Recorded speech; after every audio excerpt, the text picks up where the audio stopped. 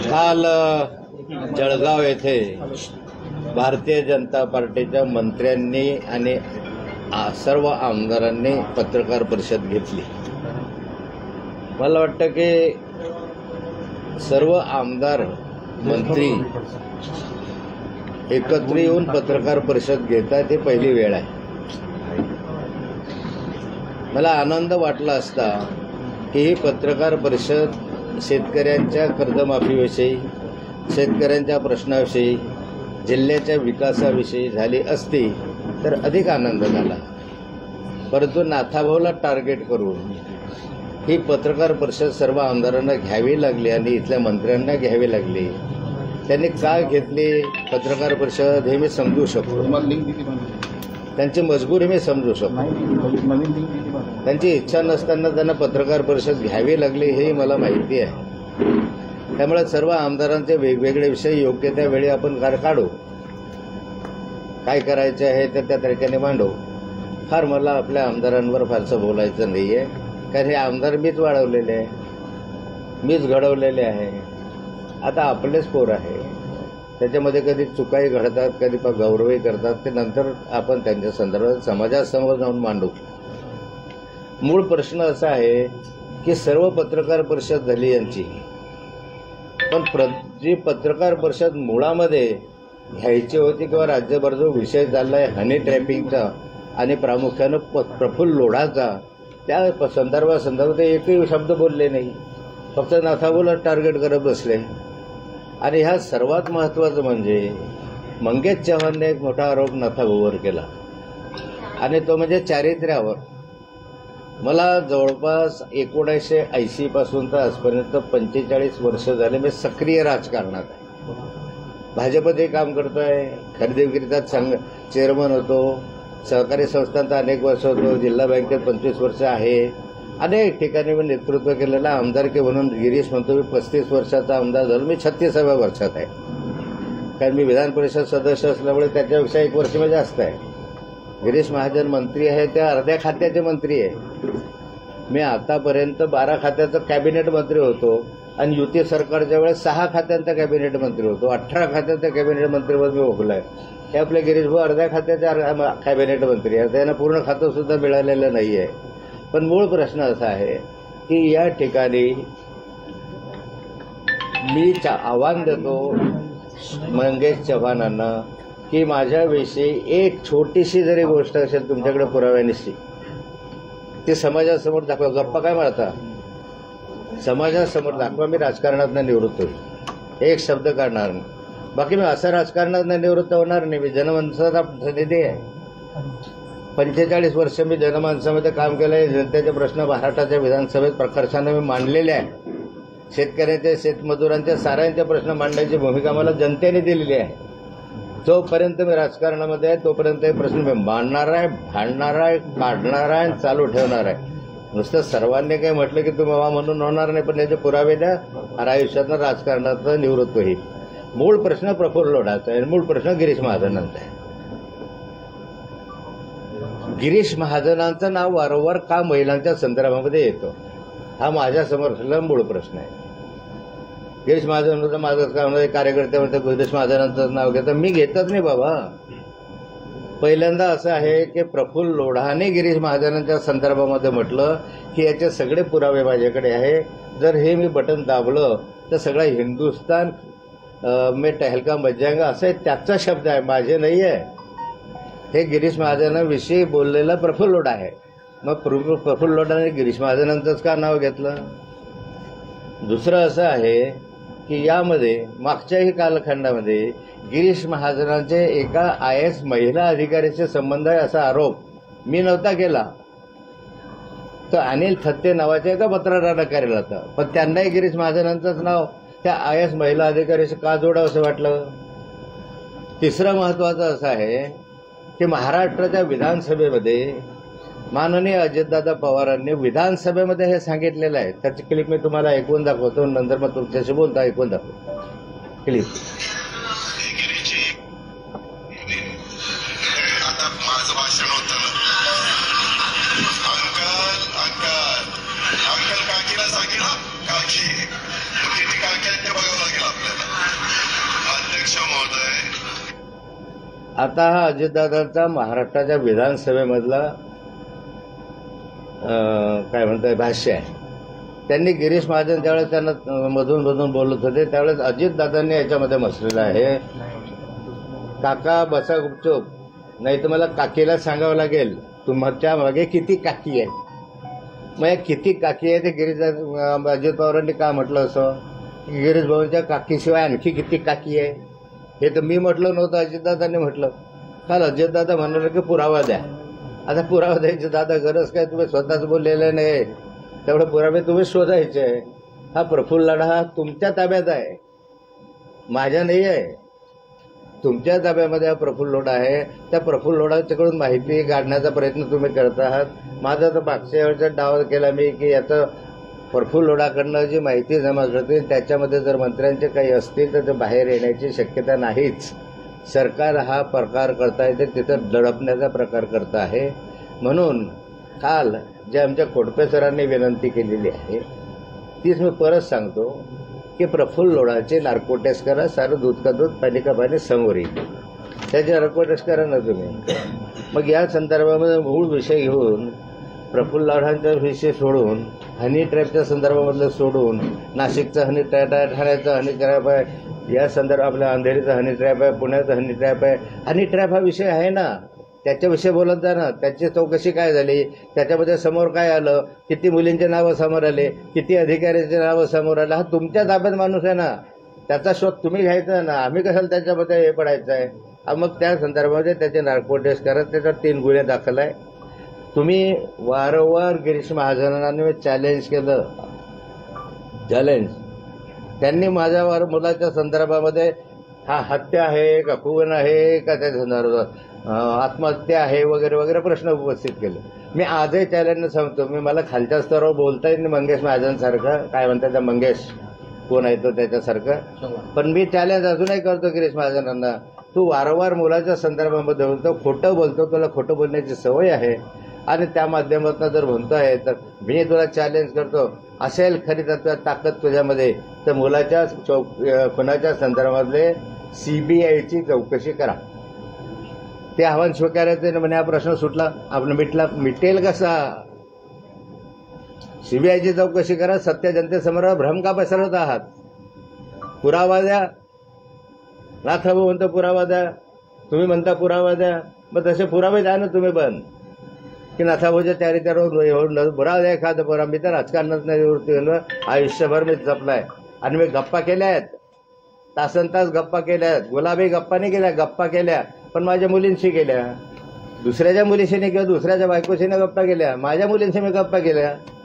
तुम्ही कशाची गप्पा केल्या सगळ्या जनतेला माहिती आहे. आणि मग दुसरा प्रश्न आणखी माझा चॅलेंज, तर दुसरं माझं स्वीकारावं. माझी 5 वेळा माझ्या प्रॉपर्टीची चौकशी झाली. 2 वेळा इन्कम टॅक्सने केली, 2 वेळा अँटी करप्शनने केली, 1 वेळा ईडीने केली. 5 वेळा झाली. सर्व चौकशी बरोबर आहे, योग्य आहे, कायदेशीर आहे अशा स्वरूपाचं त्यांनी मला सर्टिफिकेट दिलेलं आहे वारंवार. या संदर्भात सर्टिफिकेट म्हणजे आमचं सीएकडे कळवलेलं आहे वारंवार या संदर्भात. आता माझा प्रश्न जो आहे की तुमची प्रॉपर्टी मी देतो आणि मी सांगतो तुम्हाला, तुम्ही जरा सरकारला सांगे की हो नाथाभाऊचं आव्हान मी स्वीकारलंय, माझ्या प्रॉपर्टीची चौकशी करा. हो न्याय द्या, पाण्याची का पाणी, दूध का दूध. आहे का ताकद तुमच्यामध्ये कुठून प्रॉपर्टी आली का हे स्वीकारत का रे. विषय वेगळं सोडून देता आणि या विषयाच्या संदर्भात जे तुम्ही विचारलेले माझ्या प्रॉपर्टीचे प्रश्न आहे ते तर निकाली लागले. त्याचं सर्टिफिकेट मला मिळाले, ईडी सारख्याने दिलं, इन्कम टॅक्सने दिलं. आणखी कोण आहे या जगामध्ये मोठं सर्टिफिकेट द्यायला. मग तुमचं का नको घ्यायला, तुम्ही द्या ना, स्वीकारा नाही की हो माझ्या प्रॉपर्टीची चौकशी करा. माझा बाप माझे सन्माननीय पिताश्री हे शाळा मास्तर होते, त्यांच्या पेन्शनवर मी जगत होतो. माझा काहीही उद्योग नाही. आजही गिरीश माझा काहीच उद्योग नाही, काही नोकरी आहे, व्यवसाय आहे, काही नाही आहे. माझा काही उद्योग नाही आहे, माझ्याकडे कुठलंही उत्पन्नाचं साधन नाही आहे. तर कोट्यावधी रुपयाची प्रॉपर्टी माझ्याकडे, याची खुली चौकशी करा असं आव्हान स्वीकारा. गिरीश माझ्यावर एक शब्द मी बोलणार नाही, बस. तुम्ही जे बोलले त्याचं आव्हान स्वीकारत जा. तिसरं असं आहे की या संदर्भामध्ये जे तुम्ही काल मुद्दे काढले त्या मुद्द्याच्या संदर्भात आमदारांनी काढले. मी आमदाराविषयी फार बोलत, मी एका ओळीत सांगतो. माननीय राजदादा, तुम्हाला मजबुरीने बोलावलेलं ही गोष्ट खरी आहे, पण तुम्हाला राजकारणात कुणी आणलं? तुम्हाला नगरसेवक कुणी केलं? म्हणजे शिफारस कुणी केली? नाथाभाऊने शिफारस केली म्हणून तुम्ही आमदार झाले ना. तुमचं तर कशामध्ये नाव होतं मला माहिती आहे. सगळ्यांनी राजू मामांना तिकीट देऊ नये असा आग्रह धरला होता, कारण राजू मामाचं नाव सेक्स स्कॅन्डलमध्ये होतं. तरी मी म्हटलं हे चुकीचं आहे, खोटं आहे, मी खात्री केलेली आहे, राजू मामा तिकीट दिलं पाहिजे म्हणून तिकीट दिलं राजू मामा तुम्हाला. आदरणीय संजय सावकारे साहेब, नाथाभाऊने आणलं या ठिकाणी म्हणून तुम्ही आज मंत्री साहेब भाजपचे. आणि हा अमोल तर अजून छोटा, त्यांना माहिती नाही की त्याच्या वडिलांसाठी मी किती खस्ता घातलेला आहे, किती मेहनत केलेली आहे. अगदी मरेपर्यंत मी होतो तुझ्या वडिलांकडे. मरायच्या वेळेस इंजेक्शन पाहिजे होते कोरोनाच्या संदर्भात, ते इंजेक्शनसाठी धावपळ रात्रभर केली. ज्यावेळेस हरिभाऊचा जीव गेला त्यावेळेस त्या क्षणाला मी इंजेक्शन आणून दिलं होते ना. एवढं प्रेम माझं होतं, तुला बोलायचं काय अधिकार आहे रे? आमच्या जीवावर तुम्ही सगळेचे सगळे मोठे झाले आणि म्हणजे नाथाभाऊनं केलं, तुम्हाला पक्षानं केलं. अरे नाथाभाऊ होता पक्षाच्या बरोबर, मला मान्यच आहे की पक्षामुळे मी मोठा झालो, पक्ष माझ्यामुळे मोठा झाला. आणि पक्ष जो मोठा झाला, पक्षाविषयी मी कधीही आजपर्यंत, तुम्ही पत्रकार आहात, भारतीय जनता पार्टीविषयी मी कधीही वाईट बोललेलो नाही. माझा आला तर व्यक्तिगत प्रश्न आला, मी त्या संदर्भात व्यक्तिगत बोललो असेल, तर भाजपविषयी किंवा भाजपच्या वरिष्ठ नेत्यांविषयी एक शब्दांना आजपर्यंत बोललो असेल तर थोबाडीत मारा माझ्या. तुम्ही का अंगावर येता पक्ष म्हणून? या जिल्ह्यामधल्या साऱ्या पक्षातल्या साऱ्या लोकांना जे पूर्वी होते, जे जुने आहे, जे आता आले नवीन, ते सोडून द्या. त्या जुन्यांना सगळ्यांना माहिती आहे ना नाथाभाऊचं योगदान कसं आहे. मी म्हणतच नाही की नाथाभाऊने केलं, मग उद्या असं म्हणावं लागेल की नाही मोदींनी काय केलं आहे, पक्षाने केलेलं आहे, फडणवीसने काय केलं आहे, पक्षाने केलेलं आहे, मुंडेंनी काय केलं आहे, पक्षाने केलेलं आहे, फडणवीसांनी काय केलं आहे, पक्षाने केलं आहे, भाऊसाहेबांनी काय केलं आहे, पक्षाने केलं आहे. तुम्ही जर असं म्हणत असाल तर त्या पक्षाच्या विस्तारासाठी आम्ही घाम गाळायला आहे ना. आणि म्हणून पक्षाने आम्हाला दिलाय ना, आम्हाला कमी दिला नाही पक्षाने, आम्हाला कमी दिलं नाही पक्षाने, पण त्या पक्षाच्या विस्तारासाठी आम्ही मेहनत केली. उद्या नाथाभाऊ म्हणतो मी केलं असं नाहीच आहे. सरकारच्या माध्यमातून मी केलं. विकासावर जर यायचं असेल, तुम्ही काल विकासावर बोललात, तर विकासावर यायचं असेल तर या जिल्ह्यामध्ये जो काही विकास दिसतो इरिगेशनचा, तो नाथाभाऊने या ठिकाणी तापी सिंचन विकास महामंडळ स्थापन केलं म्हणून धरणं झाले. आधी गिरीशच्या मतदारसंघात अलीकडे जे धरणं झाले असतील, एक सुद्धा धरण गिरीश महाजनने केलेलं नाही, एक सुद्धा. सारे धरणं जे आहेत ते नाथाभाऊने मानले, नाथाभाऊने मंजुरी दिली. या ठिकाणी तुम्ही वाघूर धरण म्हणतो आपण, वाघूर धरणाच्या संदर्भात वाघूर धरण आमच्या कालखंडामध्ये झालं म्हणून जळगाव शहराला पाणी आलं. जळगाव मधल्या प्रत्येक तालुक्याला ITI नाथाभाऊंच्या कालखंडामधला निर्णय आहे. जळगावचं शासकीय इंजिनियर नाथाभाऊंच्या कालखंडातला निर्णय आहे. जळगावला कृषी महाविद्यालय म्हणजे शासकीय कृषी महाविद्यालय नाथाभाऊंच्या कालखंडामध्ये झालं. अनेक प्रकल्प माझ्या कालखंडामध्ये सरकारच्या मदतीनं मी केले. पण नाथाभाऊ होता म्हणून तापी महामंडळ झालं नाकारता येईल का? गिरीशभाऊ होता म्हणून काय झालं? तू तर अर्ध्या खात्याचा मंत्री आहे ना, अर्ध्या खात्याचा मंत्री आहे, तुझ्याकडे लोडे वेळी आहे. एवढासा लोड आहे फक्त एका महामंडळाचा, 1-2 महामंडळाचा. या महामंडळामध्ये प्रगती करून दाखवा तुम्ही. माझ्याकडे तर 16 खाते असताना सुद्धा मी कारभार सांभाळत होतो. अर्ध्या खात्याचं असताना काय आणलंय विकासाच्या दृष्टीनं? कुठे गेला टेक्स्टाईल पार्क? 2016च्या महाराष्ट्राच्या विधानसभेच्या याच्यामध्ये टेक्स्टाईल पार्कचा उल्लेख मी केला होता. कुठे? कोणता प्रकल्प या मंत्र्यांनी आणि या आमदारांनी या जिल्ह्यात एक मोठा प्रकल्प आणलाय सांगा. मेडिकल कॉलेज अजून परवानगी नाही आहे बरं, त्या जागेंचे वगैरे भानगड चालू आहे, त्या विमानतळाची भानगड चालू आहे, पण विनाकारणचं काम चालू आहे. मी त्याच्यावर जात नाही, झालं पाहिजे अशी माझी इच्छा आहे. पण मला सांगा की एवढे मंत्री एकत्र येतात, एक प्रकल्प सांगे. हो नाथाभाऊ, तू काय सांगतोय की वाघूरचं धरण बांधलं, अंजनीचं धरण बांधलं, गुडचं धरण बांधलं, 40गावचे सगळे धरणं बांधले, सगळे धरणं त्या कालखंडात मंजुरी दिली. आम्ही हे केलंय, एक धरणाची मंजुरी दिली आणि या धरणाचं काम पूर्ण करून दाखवलं असं म्हणून दाखवा बरं. अर्ध्या खात्याचे मंत्री आहे ना तुम्ही, तुमचा तर पूर्ण अधिकार आहे. विकासावर काय बोलू शकता नाथाभाऊ समोर? आणि विकास, अरे अगं महाराष्ट्राचा विकास नजरेसमोर ठेवला आम्ही. एखाद्या 40गावचा किंवा एखाद्या सासुरवाडीचा किंवा एखाद्या जामनेरच्या मतदारसंघाचा नाही गेला, माझ्या दृष्टीने अख्खा महाराष्ट्र होता. आणि महाराष्ट्राच्या विकासाच्या दृष्टीने मी कधीमध्ये हे करणार नाही. माझा आवाज दडपण्याचा प्रयत्न करू नका. मी कधी कुणासमोर झुकलेलो नाही आहे, झुकणार पण नाही आहे, आणि मी शेवटापर्यंत जाणारा माणूस आहे. तुम्ही थांबा, विषय शेवटापर्यंत नेणारा मी माणूस आहे. पशु महाविद्यालयाचं काय झालं? मंजूर पशु महाविद्यालय. इथे शासकीय ॲनिमल हजबंडरीचं पशु महाविद्यालय मंजूर आहे. का नाही होत आहे? वरणगावचं पोलीस प्रशिक्षण केंद्र गोपीनाथ मुंडेंच्या कालखंडात मंजूर होतं. आतापर्यंत ते आता SRPचं केलं, ते झालं नाही अजून. 30-30 वर्ष प्रकल्प पूर्ण होत नाही. 25-25 तुम्ही काय करता मंत्री आमदार या ठिकाणी? त्याच्यासाठी काय एकत्र येत नाही? जळगाव जिल्ह्यामध्ये केळीचं नुकसान झालं, त्याच्यासाठी काय एकत्र झाले नाही? या धरणांसाठी पूर्ण पैसा मिळावा म्हणून काय एकत्र झाले नाही? एकत्र कर्जमाफी करावी सरकार शेतकऱ्यांचं का नाही झालं तुम्ही एकत्र? बोंबला ना एकटा नाथाभाऊ बोंबलत राहतो विधानसभेमध्ये. शेतकऱ्यांचे प्रश्न फक्त आपल्या जिल्ह्यातल्या माध्यमातून नाथाभाऊंनी मांडले, संपूर्ण महाराष्ट्राचे कर्जमाफीच्या वगैरे. तुमचा आवाज का दडपला गेला त्या ठिकाणी? का बोलले नाही शेतकऱ्यांच्या विषयी, शेतमजुरांच्या विषयी? रेमंड कामगार अर्धयानं काढून टाकले, ते एका लेवा समाजाचे होते म्हणून काढले ना तुम्ही. सामाजिक दृष्टिकोन मी कधीही ठेवला नाही, मी कधीही समाजावर बोललो नाही. पण एका समाजाच्या नेत्याला टार्गेट करण्याचं काम तुम्ही करता, ते यासाठी त्या समाजाचा नेता गेल्यानंतर यांना सगळ्याच्या तिकडे रान मोकाट होईल, मग काहीतरी बेछूट आरोप करायचे. म्हणून या ठिकाणी कथा मी धर्म जात पंथ हे कधी आयुष्यात मानलं नाही. माझ्यासमोर विकास हे ध्येय राहिलेलं आहे आणि नेहमी विकासाच्या दृष्टीनं मी भांडलेलो आहे. हे काम माझं पुढेही मी चालू ठेवणार आहे. अशाच ठिकाणी मला फार बोलायचं नाही यावेळेस, पण मी एवढंच सांगणार आहे या ठिकाणी की गिरीश भाऊंनी माझे चॅलेंज स्वीकारावे. जा स्वतःच्या प्रॉपर्टीची चौकशी करायचं चॅलेंज स्वीकारा.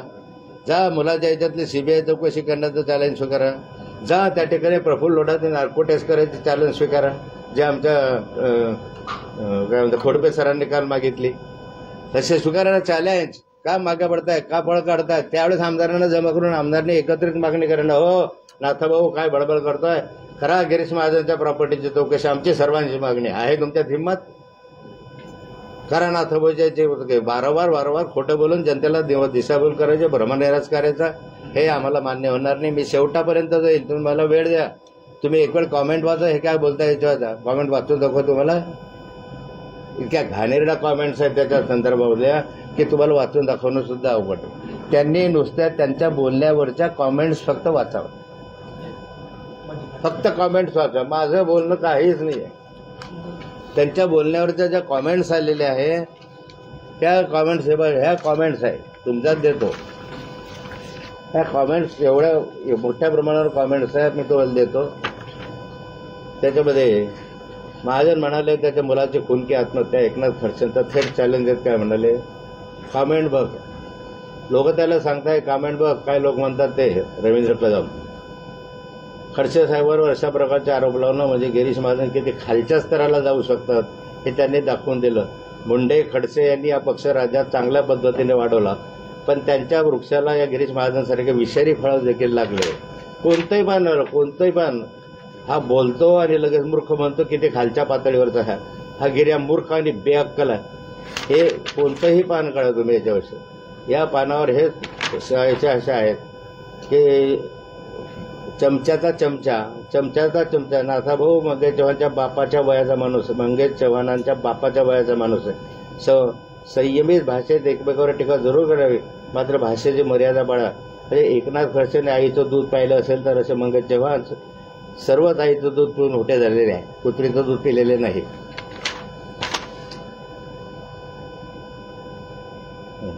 एका वाघासमोर लांडग्यांची फौज जमावी लागते. बाप तर बापच असतो. बाकीचे अनेक आहेत आणि फेक अकाउंटच्या तुम्हाला दाखवतो. हे फेक अकाउंट आहे, ते कलर पक्षाच्यामध्ये फेक अकाउंट. आमच्याकडे मी काढलं हे फेक अकाउंट. आता याच्यात आहे माझ्याविषयीच्या टीका आहे त्याच्यात की तुम्हाला आता जनतेपेक्षा स्वतःचं वर्चस्व जास्त महत्वाचं वाटतं. कोण म्हणताय? Angel queen beneath. Angel queen beneath एक मुलगी म्हणते. दुसरं, स्वतःच्या अपयशाचा खापर कायम दुसऱ्यावर फोडू नका. कोण म्हणताय? टेरेसा फ्लोरेस मुलगी म्हणते. संदीप देशमुख. महाजन हा चमडी चोर आहे. पूजा खान्नार खुर्चीसाठी कोणीही तोंड लावायला तयार, हाच तुमचा इतिहास. ही पण मुलगीच आहे. आता समजा जेमना विजयस सत्ता गेली की तुम्ही अचानक शुद्धाने प्रामाणिक झालात का, ही पण मुलगीच आहे. पुढे प्रबोध शर्मा ह्या सगळ्या मुलींचेच नाव आहे याच्यात. आता हे विलास गायकवाड BHRचे पैसे द्या गिरीश भाऊ तुमच्या हातात असेल तर. त्या फेक अकाउंटवरच्या माझ्या विषयात प्रतिक्रिया, पण त्याच्यातही त्याच्याविषयी चमडी चोर वगैरे म्हणतात. त्याच्याच त्यांचाच अकाउंट फेक आहे. माझं म्हणणं एवढंच आहे, जरा आत्मचिंतन करा आणि जेवढ्या खालच्या कॉमेंट्स आले असतील, जेवढ्या न्यूजपेपरवर आपल्या याच्यावर काय म्हणतात तुमच्या सोशल मीडियामध्ये, तेवढ्या फक्त वाचा. बाकी काय म्हणून त्याच्यातनं नाथाभाऊ कसा आहे आणि गिरीश भाऊ कसा आहे हे ज्ञान समाजाला झालेलं आहे, ते तुम्हाला पण होईल. बाकीचं मला आता याच्यावर काही बोलायचं नाही. पण मी एक 3-4 दिवसात आणखी येईल. हा विषय गिरीश भाऊ म्हणतात संपलेला आहे, पण हा विषय संपणार नाही जोपर्यंत प्रफुल्ल लोढा जेलमध्ये आहे. माझी वारंवार मागणी राहणार आहे की प्रफुल्ल लोढाची नार्कोटेस्ट केली पाहिजे. त्याच्या संदर्भामध्ये जे काही ते सत्य बाहेर आलं पाहिजे. तुमच्या ताब्यात आहे ना, तुमच्या ताब्यात असताना तर नार्कोटेस्टसाठी वाट कोणाची बघायचे. तुम्ही पुरावे जमा कराल याच्यावर आता विश्वास जनतेचा राहिला नाही, कारण पुराव्यामध्ये मंत्री दिसतील. मंत्री दिसले तर बाहेर तुमचं बदनामी होईल, म्हणून पोलिसच त्याला पकडतील, त्यावेळेस पुरावे जमा करतील. त्याच्यासाठी नार्को टेस्ट करा, सत्य समोर येईल. आणि जोपर्यंत लोढा प्रकरण चालू आहे तोपर्यंत तुमच्या समोर आम्ही हीच मागणी करत राहणार. भाऊ, तुम्ही जसं म्हटलं होतं फेसबुकला सोशल मीडियामध्ये की लोढाजी माझ्याशी सांगत होते ते गिरीश महाजन यांच्या गुलाबी गप्पा सांगत होते. मंगेश चव्हाणांनी तुम्हाला असं खुलं आव्हान दिलेलं आहे की मलाही मुक्ताईनगरच्या काही लोकांनी तुमच्या गुलाबी गप्पा सांगितलेल्या आहेत आणि मी मुक्ताईनगरमध्ये येऊन ते पुराव्यासकट सांगून माझं आव्हान स्वीकारावं. मी माझं आव्हान आहे मंगेश चव्हाणला की एक छोटासा जरी त्याने पुरावा दाखवला आहे, ठिकाणी राजकारणातलं निवृत्त आहे. मी गप्पा मारल्या ना नाही, थोडं सांगितलं की मी गप्पा मारल्या नाही, पण माझ्या मुलींसोबत मारल्या. मी हवेत गप्पा नाही मारल्या, मुलींसोबत गप्पा मारल्या. तुझ्याजवळ पुरावा असेल तर मी असं म्हणू शकत नाही ना तुझ्या माईचं दूध प्यालेलं, असे खालचे शब्द मी वापरू शकत नाही. तू जो वापरतो ते त्याने आणावे, सांगावे की ना तो हे असं आहे. आता हे प्रश्न मी सुरू केलेलेच नाही, प्रफुल्ल लोढाने सांगितलंय की गिरीश महाजनचे माझ्याकडे हे, मी बोलतच नाहीये. तुम्ही माझ्या एवढ्या अंगावर माझ्या काय येत आहे, जा ना प्रफुल्ल लोढाच्या अंगावर. कुणीतरी तुम्हाला दाबलं म्हणूनच पत्रकार परिषद घ्यावी लागली की नाही, कुणीतरी झपकवलं यांना. मला भाजपच्या काही मोठ्या पदाधिकाऱ्यांनी सांगितलं नाथाभाऊ खूप शिव्या घातल्या ते काय रे तुम्ही का बोलत नाही, कुणी का बोलत नाही, मी एकटाच बोलतो, माझ्या अंगावर येतं आणि तुम्ही काय करता जा. मग आता त्याच्यानंतर दुसऱ्या दिवसाचा सगळे बोलायला लागले. हो, आणि त्या प्रकारानं जर आपण बघितलं एकंदरीत तर सगळ्या गोष्टी म्हणजे ज्या आहेत त्या अशा पडद्याआडच आहेत. उघडपणे काहीच समोर आलेली नाही की हनी ट्रॅपची तक्रार दाखल झाली, 2-3 गुन्हे दाखल झाले, परंतु तो हनी ट्रॅप कशा स्वरूपाचा होता हे अद्यापही पोलीस म्हणजे सांगत नाहीये किंवा माध्यमांसमोर येत नाही. या गोष्टी पोलिसांनी सांगितलं पाहिजे ना उघडपणे, नाही तर नेहमी पत्रकार परिषद घेतात पोलीस. पत्रकार परिषद घ्यायचं नाही तर ते पोलिसांनी हे सगळे माहिती ओपन केले पाहिजे की खरं काय वस्तू ते सांगा ना. 3 FIR दाखल झाले, त्याला 15 दिवस होऊन राहिले. 15 दिवसामध्ये काय प्रोग्रेस झाली, काय चौकशी झाली, काय जप्त केलं, काय तथ्य आहे, हे तर पोलिसांनी सरकारने जाहीर केलं पाहिजे याच्या संदर्भामध्ये. ते मला म्हणतात की जळगावमध्ये सेक्स स्कॅन्डल झालं आणि बदनाम केलं. कशाचा बदनाम केलं, 14 वर्ष शिक्षा झाली. सेक्स स्कॅन्डलच्या संदर्भात जेव्हा काढलं 1760 गोष्टी बाहेर आल्या, 30-35 मुलींना न्याय मिळाला. जवळपास त्या याच्यामध्ये 7-8 गुंडांना 14-14, 12-12 वर्ष, 6-6 वर्ष शिक्षा झाली. काढलं नसतं तर झाले नसते. महानगरपालिकेचा भ्रष्टाचार काढला, सुरेश जैनला बदनाम केलं असं म्हणतात. अरे अजून तुम्ही जेलमधून बाहेर आले नाही ना. गुलाबराव देवकरचं जेल भोगली ना त्या प्रकरणात. सत्य आहे म्हणून भोगले की नाही, अजूनही आहे ना, शिक्षेला स्थगिती आहे.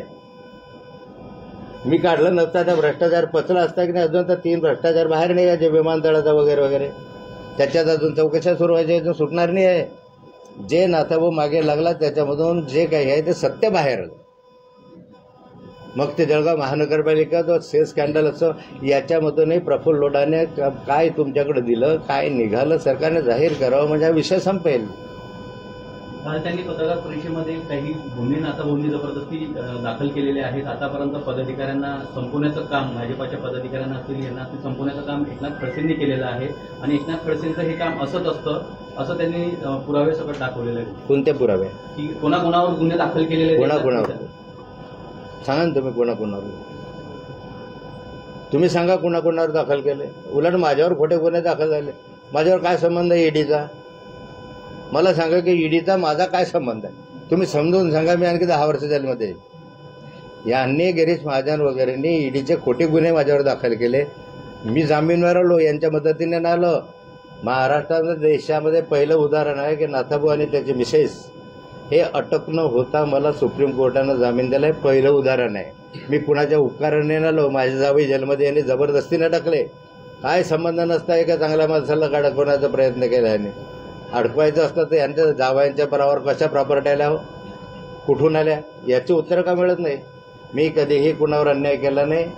माने माझ्या हातात सत्ता असती तुम्ही यांना आतापर्यंत सोडलंही नसतं. खरं म्हणजे आता या प्रफुल्ल लोढाला वगैरे मी काढलेच असते माहिती सगळी.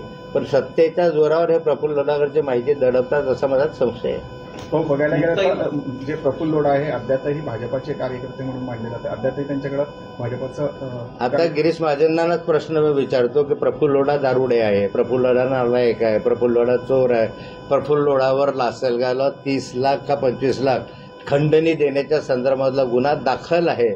असं सगळं असताना तो शुद्ध करण्यासाठी भाजपमध्ये तुम्ही माननीय उपमुख्यमंत्र्यांच्या उपस्थितीत का प्रवेश दिला? आजही तो भाजपचा आहे, आजही आहे. त्या ठिकाणी प्रवेश देत असताना मुख्यमंत्री सहायता निधीचा रामेश्वर नाईक उपस्थित होता. मग तुम्हाला जर माहित होता इतका गुंड आहे, इतका बदमाश आहे, जो खंडणीचे गुन्हे दाखल आहे, हा लबाड आहे, हा दारुडे आहे, हे सगळं तुम्ही बोलताना मग भाजपमध्ये काय घेता त्याला? आजही भाजपमध्ये असं म्हणा की याला भाजपतून काढून टाकला हवं. पण पुरावा आहे माननीय मुख्यमंत्र्यांच्या समोर.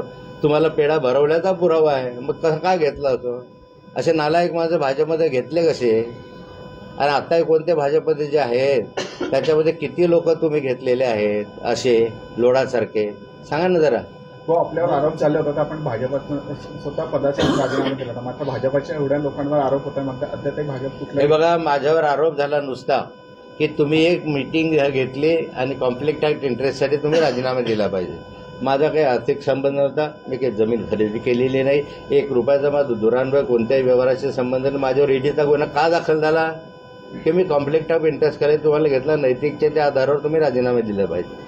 मला वरिष्ठांकडून फोन आला, नैतिकतेच्या आधारावर तुम्ही मी विचारलं कशासाठी? नहीं बोला आपका नाम आ गया कॉन्फ्लिक्ट ऑफ इंटरेस्ट में, अच्छा नहीं है, पार्टी के लिए पार्टी बदनाम हो जाएगी, आपको राजीनामा देना. मी अर्ध्या मिनिटात राजीनामा देऊन मोकळा झालो मंत्रिपदाचा.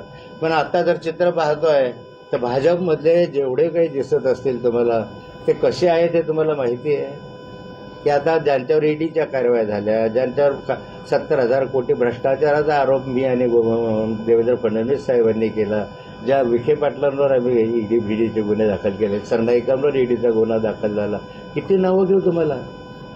हे सगळे पवित्र झाले ना.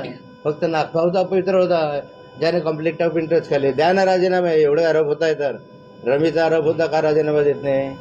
आता नैतिकच्या आधारावर गिरीश भाऊ तुम्ही पण राजीनामा द्यायला पाहिजे ना. नंतर या कामावर शुद्ध झाल्यानंतर नाथावर दिलास की नाही राजीनामा? मग हे चॅलेंज स्वीकारायचं. अशा फालतू काय गोष्टी सांगता? 45 वर्ष राजकारणात मी आहे. अरे तुम्ही 35 वर्ष आमदार आहे, मी 36 वर्ष राहिला. तुम्ही अर्ध्या खात्याचे मंत्री आहे, मी 18 खात्याचा कॅबिनेट मंत्री राहिलेलो. तुम्ही तर अर्ध्याच खात्याचे मंत्री आतापर्यंत. पुरं खातं सुद्धा नाही मिळालं नाही यावेळेस. एक महामंडळ हो गया कॅबिनेट. थेट हा आव्हान आहे का आपला?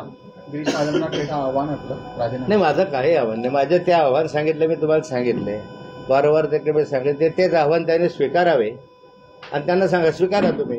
मंगेश चव्हाणांनी टायमिंगनुसार होता की या वादामध्ये विकासाकडे दुर्लक्ष होतं, जिल्ह्याचं नुकसान होतंय. 2 बड्या अरे मी तर विरोधी पक्षाचा एकटाच माणूस आणि मी कोणता विकासाकडे दुर्लक्ष करणार आहे? तुम्ही सगळे म्हणता आमच्या संस्था आमच्या आहे, सारे आमदार तुमचे आहे, सारे खासदार तुमचे आहे, केंद्रीय मंत्री तुमचे आहे. विकासाकडे मी दुर्लक्ष करतो का सत्तेमध्ये लोक दुर्लक्ष करतात? मी तर माझा विरोधी पक्ष म्हणून भूमिका वाजवतो. आमच्या धरणांना पैसा द्यावा, आमच्या शेतकऱ्यांचं कर्जमाफी करावा, 7/12 कर्ज माफी करावा, शेतकऱ्यांना युरिया मिळावा, शेतकऱ्यांना वीज नियमित मिळावी, गोंधळ गडबड कायदा सुव्यवस्थेच्या संदर्भातले असतील, नार्कोटिक्सच्या संदर्भामधले असतील. 40गावला आता नार्कोटिक्स पकडलं, पण मागच्या 15 दिवसापूर्वी पकडलं तर नार्कोटिक्सचा माल गेला कुठे? या संदर्भात प्रश्न विधानसभेत विचारतो ना मी. माझं विरोधी पक्षाचं काम करतो. तुम्ही सत्ताधारी लोकांनी केलं म्हणजे सावकार साहेब एखादी सूतगिरणी उभी करा, एखादं टेक्स्टाईल पार्क आणा, आम्ही स्वागत करू, फार हाल घालून सत्कार करू. काय शून्य काम आहे, शून्य. मंत्री असून त्याचा धडाधड निर्णय नाथाभाऊ घ्यायचा या जिल्ह्यासाठी. का निर्णय घेता येत नाही तुम्हाला? संजय सावकार आता त्या पदाचे मंत्री आहेत विभागाचे, अद्याप 1 वर्ष झालं. वस्त्रोद्योग मंत्री आहे. मंगेश चव्हाणांनी काल सोयीचं राजकारण करतात. लोकसभेच्या वेळेस सुनेचा प्रचार केला आणि लोकसभाची जोडी, तसं पुन्हा पक्ष बदलला. असं दाखवा की मी सुनेचा प्रचार केला. मंगेश चव्हाणांनी हे अशा गप्पा मारतात ना. मी तर घरीच होतो. मंगेश चव्हाणांनी परत एकदा असं म्हटलंय आपल्याला की तुम्ही म्हणतात की सतत मी मंत्रिपदावर असताना असा विकास केला, अशी कामं आणली जिल्ह्यातली. तर त्यांनी तुम्हाला असं आव्हान दिलंय की तुमच्या कार्यकाळात झालेली कामांची यादी किंवा मूळ रक्कम तुम्ही दाखवावी आणि गिरीश महाजन यांच्या कार्यकाळात झालेली कामांची यादी आम्ही दाखवतो. जर तुमची कामं जास्त निघाली तर आम्ही तुमचा जाहीर सत्कार करू. चालतं. मी सांगतो तुम्हाला एकच, मंगेश चव्हाण फार छोटा माणूस आहे. खरं म्हणजे त्याला एवढा भाव द्यावा अशी माझी इच्छा पण नव्हती. पण तुम्ही प्रश्न विचार, नाही तर तो कोण, नाथाभाऊ कुठे, तुम्ही कुठे? या जिल्ह्यामध्ये जे काही विकास झाला असेल त्या विकासामध्ये योगदान सरकारच्या मदतीनं का होईना नाथाभाऊचं राहिलेलं आहे. एक धरण गिरणा धरणने बांधलं. सांग एवढं गिरणा धरणाच्या किमती एवढं कोणतं धरण तुम्ही बांधलं? एक या ठिकाणी अंजनी धरण माझ्या कालखंडात झालं. गोड प्रकल्प माझ्या कालखंडात झाला. 40 गावचे 7 प्रकल्प माझ्या कालखंडात झाले. 40 गावचे 8 आपल्या जामनेरचे 8 प्रकल्प माझ्या कालखंडामध्ये सरकारच्या मदतीनंच मंजुरी मिळाली. त्या ठिकाणी जो कमानी तांडा आहे जामनेरमधला तो माझ्याच कालखंडामधला. पौरमधला जे देऊळगाव गोगडी नाला हा माझ्या कालखंडामध्ये पूर्ण झाला. मुक्ताईनगर उपसा सिंचन आमच्या कालखंडात मंजुरी दिली.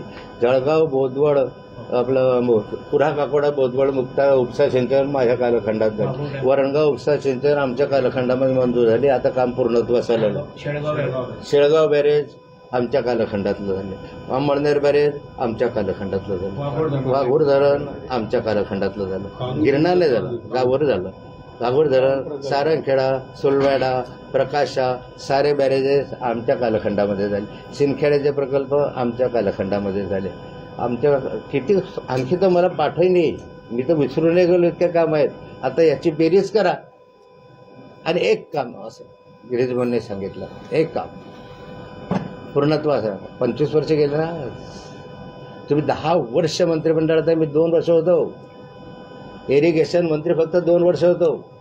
2 वर्षात एवढे प्रकल्प इरिगेशनचे मार्गी लावले. तुम्ही 10 वर्ष तुमच्याकडे खातं, अजूनही अर्ध्या खात्याचे मंत्री आहात तुम्ही. आजही लावा ना मार्गे. विकासावर तर झालं. मी तर एकदम मला वाटतं की सगळं सोडून द्या, लोढा फिडा आणि चर्चा विकासावर होऊ द्या की नाथाभाऊ तुला काय केलं आणि मी काय केलं. सगळ्या कामाच्या संदर्भामध्ये सरकारचा जेवढा उपयोग करून घ्यायचा. कृषी महाविद्यालय सरकारचं आम्ही आणलं. वरणगावचं पोलीस प्रशिक्षण केंद्र आमच्याच कालखंडामध्ये झालं. प्रत्येक तालुक्याला ITI आमच्याच कालखंडात झालं. जळगावचं महिला ITI आमच्याच कालखंडात झालं. जळगावचं शासकीय इंजिनिअरिंग कॉलेज आमच्याच कालखंडामध्ये झालं. नाथाभाऊनेच पुढाकार घेतला आहे सगळ्यांच्या गोष्टीला. हे आम्हीच केलेले आहेत ना. तुम्ही ज्यावेळेस मंगेशजी तुम्ही तुमच्या मतदारसंघातले तरी तलावातले त्या धरणाखालच्या क्षेत्रातल्या लोकांना आज विचारा, अरे धरण कोणी बांधलं? 100% लोक होतील ना नाथाभाऊने बांधलं. तुम्ही न बांधलं असं नाही म्हणत. गिरीश महाजनाच्या मतदारसंघात जाऊन म्हणा की हे धरणं कोणी बांधले? एकूण एक माणूस जरी विरोधक असेल तर म्हणे नाथाभाऊने बांधलं. तुम्हाला काय पुरावा पाहिजे विकासाच्या संदर्भामध्ये? अजून तुम्हाला लक्षातही राहत नाही इतके विकास कामं त्या कालखंडात. पूल बांधले मोठे मोठे पूल झाले त्या काळात. डेअरीचा पूल झाला. तिकडचे 4-5 पूल पिंपरी असेल, कोराकोड असेल, जे तालुक्यात जोडण्याचे पूल आम्ही बांधले.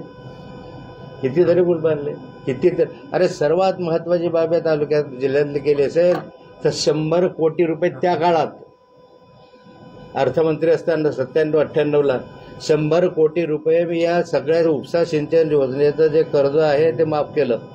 जळगाव जिल्ह्यातलं 100 कोटी 110 कोटी रुपये माफ केले म्हणून जिल्हा बँक जिवंत राहिली. त्यात जिल्हा बँक मेली होती. आज शेतकरी त्याच्यात मेला होता कारण त्याच्या सातबाऱ्यावर उतार्यावर लागले होते सगळे. एक फटक्यानं मी अर्थमंत्री असताना निर्णय घेतला नाही. आमच्या जिल्ह्यामधले सहकारी उपसा सिंचन योजनेचं कर्जमाफ करून टाकलं. आहे ताकद तुमच्यात? त्यावेळचे 100 कोटी म्हणजे आता जे 1000 कोटी आहे का ताकद एवढी? ना आता बोला विकासाच्या संदर्भात नका बोलू. म्हणूनच तो तुम्ही असे म्हणता की मग काही गुलाबी गप्पा मारल्या, मग हिरव्या गप्पा मारल्या. त्या माझं काम नाही रे या वयामध्ये. माझं वय आहे का गप्पा मारायचा होता? उभ्या आयुष्यामध्ये कोणी काही बोललं नाही मला. उभ्या आयुष्यामध्ये माझ्या चारित्र्यावर कोणी शंका घेतली नाही. मग दुसरं काहीच सापडत नाही तर हे घातलं चॅलेंज स्वीकार सापड आण तिकडे कोथळ्याला येऊन काढणं. मुक्ताईनगरला घर तो माझ्या घरासमोर येऊन काढ. पण दाखव ना काहीतरी. तुम्हाला म्हणतो दाखव, मी म्हणतो लोढा दाखवेल. चॅलेंज स्वीकारायचं आणि दुसरीकडे मत वळवायचं. माझा 100% सरकारवर आणि यांच्यावर आरोप आहे की प्रफुल्ल लोढा प्रकरणाचा जो आज चालू चर्चा आहे, ह्या चर्चेचा रोख दुसरीकडे वळावा म्हणून ते आता एकनाथ खडसेंना टार्गेट करण्याच्या मागे आहे. प्रफुल्ल लोढाचा विषय बंद झाला पाहिजे, गिरीश महाजनचा विषय बंद झाला पाहिजे आणि म्हणून एकनाथ खडसेंना टार्गेट करा. तेवढं दिल. पण मी तसं होऊ देणार नाही. ते नाशिकचं हनी ट्रॅपिंगचं प्रकरण असो, प्रफुल्ल लोढाचं असो, पुण्याचं असो, जोपर्यंत याचे निष्कर्ष बाहेर येत नाही तोपर्यंत आम्ही सर्वजण त्याचा पाठीशी लागू. तरी भीती आहे म्हणून त्यांनी आमदारांना पुढे केलं असं वाटतं आपल्याला. आता मला विषय प्रफुल्ल लोढा प्रकरणात आणखी काही महत्वाचे प्रस्तावित किंवा आपल्या काही कोणी लोकांशी संवाद झालेला आहे का? काय माहितीये का, अनेकांशी आता या 8 दिवसामध्ये संवाद झाला, संपर्क आला, काही फोटोग्राफ्स आले आहे. पण मी विश्वास ठेवणार नाही. काही मार्फ असतात, काही खोटे असतात. जोपर्यंत सत्यता होत नाही तोपर्यंत मी ते प्रकाशित करणार नाही, बाहेर येणार नाही. परंतु माझ्याकडे लोक येत राहिले की माझ्याकडे हा पुरावा आहे, असा पुरावा. म्हटलं पुरावा द्या, लाईव्ह असला पाहिजे तर फारच चांगलं. परंतु आता मी याच्यावर विश्वास ठेवणार नाही. कारण मी प्रफुल्ल लोढावर विश्वास ठेवला म्हणून अख्ख्या महाराष्ट्रात बदनाम झालो. शिडी दाखवणार आहे, शिडी दाखवणार. हा प्रफुल्ल लोढाच मला शिडी देणार होता ना. पण त्याने वेळेवर टांग मारली म्हणून मी बदनाम व्हायला लागलो. शिडी शिडी शिडी शिडी. पण आता मी तसं करणार. पुरावा असले तर तुम्हाला दाखव. या सीडीबाबतच मंगेश चव्हाण काल बोलले होते की एकनाथराव खडसेंवर ईडीची कारवाई झाली तेव्हा खडसे बोलले होते की आम्ही सीडी दाखवू आणि त्यांनी मिनिटाचा हिशोब काल प्रेस कॉन्फरन्समध्ये दिलेला आहे. तर एकनाथराव खडसेंनी अजूनपर्यंत का सीडी दाखवली नाही? सांगितलं नाही तुम्ही, जरा ऐकता कमी. शेवटचा प्रश्न. चला आता ते लाईव्ह चालू आहे, भरपूर वेळ लाईव्ह चालू आहे त्यांचं. भाऊ शेवटचा प्रश्न. मंगेश चव्हाण यांनी आपल्यावर आरोप केला होता की आपण वेगळं घेतात, आपली सुनबाई वेगळी घेतला, आपला मुलगा वेगळे घेतात. आपण ज्यावेळेस सत्तेत असताना अनेक अधिकाऱ्यांच्या बदल्या वगैरे करताना अरे एक काम दाखव. बदल्या करत असताना पैसे घेतले असते तर मंगले बांधायला असते ना. आमदार झाल्यावर माझ्या प्रॉपर्टीचं चौकशी केली तर माझी खरी प्रॉपर्टी आता. असे पैसे घेतले. 5-5.5 हजार लोकांना या ठिकाणी सरकारी नोकऱ्या दिल्या प्रकल्पग्रस्त म्हणून. माझा दावा आहे तुम्हाला, मी यादी देतो आणि त्या प्रत्येकाकडे जा. 5.5 हजार लोकांकडे नाथाभाऊन पैसे घेतले का विचारा. किंवा जळगाव जिल्हा यावळा, जळगाव जिल्हा सांगू शकेल तुम्हाला 40 वर्षामध्ये नाथाभाऊंना किती पैसे दिले. तू काय सांगतो पैसे घेतले, पोरीने घेतले, बापाने. जळगाव जिल्ह्यातले नागरिक सांगतील ना 40 वर्षात मी सरकारी नोकरी शेकडो दिल्या. तुम्ही एक दिलेली नाहीये. एक मी यादी प्रकाशित केली होती माझ्या निवडणुकीत 5.5 हजार लोकांची. आणि त्या 5.5 हजार लोकांना मी आव्हान दिलं होतं निवडणुकीत, त्या 5.5 हजार लोकांना भेटा आणि यांच्याकडून 1 रुपया घेतला असेल तर नाथाभाऊला मत देऊ नका असं माझं चॅलेंज होतं त्या काळात. असे दिले असतं त्या एवढ्या प्रॉपर्ट्या झाल्या असत्या काय. कोट्यावधी रुपयाच्या धरणाच्या क्षेत्रातल्या जमिनी घेतल्या, याच्यातल्या घेतल्या आणि मग चॅलेंज का नाही स्वीकारत की आम्ही हो याच्याकडून चौकशी करू. द्या ना चॅलेंज. मी सांगतो की ईडीकडून करायला लावा, इन्कम टॅक्सकडून करायला लावा. कुठून आले रे पैसे? मंगेशजी तुमचा काय व्यवसाय होता ते सगळ्या दुनियेला माहिती आहे. मी तुझ्यावर बोलायचंच नाही मला. 40गावमध्ये 60 कोटीचा ड्रग सापडलाय काल. चला 40गावमध्ये 60 कोटीचा ड्रग सापडलाय काल. माझा आता मी प्रश्न सांगितला की 40गावमध्ये 60 कोटीचा ड्रग सापडला. आता हा दिल्लीहून आला आणि 40गावला सापडला. बरोबर आहे ना तुमचं? कोणाला सापडला नाही तो मग दिल्लीपर्यंत ट्रॅफिक पोलीस कुणालाही नाही, फक्त 40गावला सापडला. मागच्या वेळेस ड्रग 3 वेळा आले. गुटखा आला तो 40गावला सापडला. गुटखा पण 40गावला. मागच्या वेळेस ड्रग्स आले ते 40गाव कलेक्शन होतं. हे 40गावला आहे काय असं? आता काल परवा सुटलं मग बरंच पकडलं, चांगली गोष्ट आहे, आनंदात स्वागतच केलं पाहिजे. पण मागच्या कालखंडात आता अगदी अलीकडच्या काही दिवसापूर्वी जे ड्रग पकडले त्या ड्रग मधला माल गेला कुठे? सांगा ना कुठे गेला पोलिसांनी. हे पकडला एवढं दाखवलं, पण ड्रग्सचा माल गेला कुठे? तो गायब झाला. त्याला चाळीसगावला जसे प्रकार का घडत आहेत, मोठ्या मोठ्या प्रमाणावर 60-60 कोटीचं साधन, कुछ तो कनेक्शन चाळीसगाव में है. बाबू, शेवटचा प्रश्न आहे. अजित पवारांनी आज हिंजवडीमध्ये पाहणी केली आणि त्यावेळेस त्यांनी अरे सांगितलं आता याचं वय दिवस डायव्हर्ट नको. बस झाला तर जय जय महाराष्ट्र. विषय